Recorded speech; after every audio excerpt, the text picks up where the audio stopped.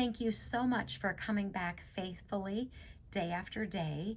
I appreciate it so much more than you could possibly know, and I always enjoy your comments and your emails. So I just wanted to say thank you so you know how much I appreciate that you come back every single day. So this is sort of a little bit of a continuation. So the videos where I talked about, is everybody going to heaven? There was a statement that I made and I wanted to expand on it because I don't want there to be confusion. And you'll see what I mean here in just a moment as we go through this.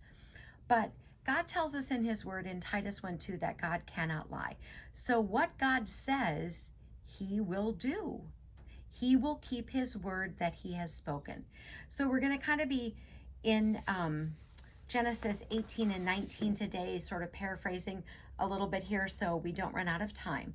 But if you recall that I had said, a comment was made that, because I said God cannot lie, and the person said it's not a lie if he's the lawmaker and the judge. And I was like, what does that mean? Does that mean that he can just change the rules all the time? So God will keep his word. So what I want to do here is talk about Sodom and Gomorrah, because I know you all know this story, and you'll see why I'm sharing this when we're all done, if you haven't figured it already, because you're smart, bright, lovely, beautiful people. And so, all right, so in Genesis 18, we see that Abraham is going to intercede for Sodom. So I'm going to start with verse 20 of Genesis 18. It says this, and the Lord said, because the outcry against Sodom and Gomorrah is great, and because their sin is very grave, I will go down and see whether they have done altogether according to the outcry against it that has come to me, and if not, I will know. And the men turned away from there and went toward Sodom, but Abraham still stood before the Lord. And Abraham came near and said, would you destroy the righteous with the wicked? Suppose there were 50 righteous within the city. Would you also destroy the place and not spare it for the 50 righteous that were in it? Far be it from you to do such a thing as this, to slay the righteous with the wicked, so that the righteous should be as the wicked. Far be it from you. Shall not the judge of the earth do right? So the Lord said, if I find in Sodom 50 righteous within the city, then I will spare all the place in their sake. And you know the story because it goes on, right? So it's a little, then it goes 45, etc. In verse 30, then he said, let not the Lord be angry, and I will speak. Suppose there 30 should be found, right? So you see the number, it's going down. I'm just going to pick up in a few other verses just for time purposes.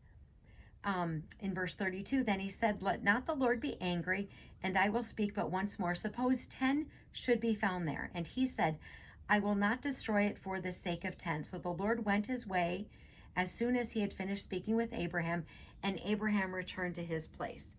So in Genesis 19, it starts talking about Sodom's depravity. It says, now the two angels came to Sodom in the evening, and Lot was sitting in the gate of Sodom. When Lot saw them, he rose to meet them, and he bowed himself with his face toward the ground, and he said, hear now, my lords, please turn in your servant's house and spend the night and wash your feet. They may rise early and go on your way. But they said, no, but we will spend the night in the open square. But he insisted strongly, so they turned into him and entered his house, and he made them a feast and baked unleavened bread, and they ate. Now before they lay down, the men of the city, the men of Sodom, both young and old, and all the people in every quarter surrounded the house. Where are the men who came to you tonight? Bring them out to us that we may know them carnally. So Lot went through the door, etc. You know the story. We're almost out of time.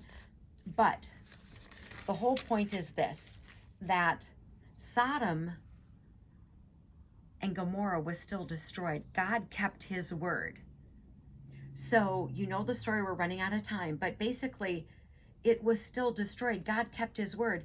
It wasn't 50, it wasn't 45, it wasn't 30, it wasn't 10, but it was still destroyed because God said it, and God cannot lie. So the number of people that were needed for the righteousness of the city, that was decreased, but it was still destroyed. God cannot lie. Armor up, we ride at dawn. May God bless you as always. Have a great day.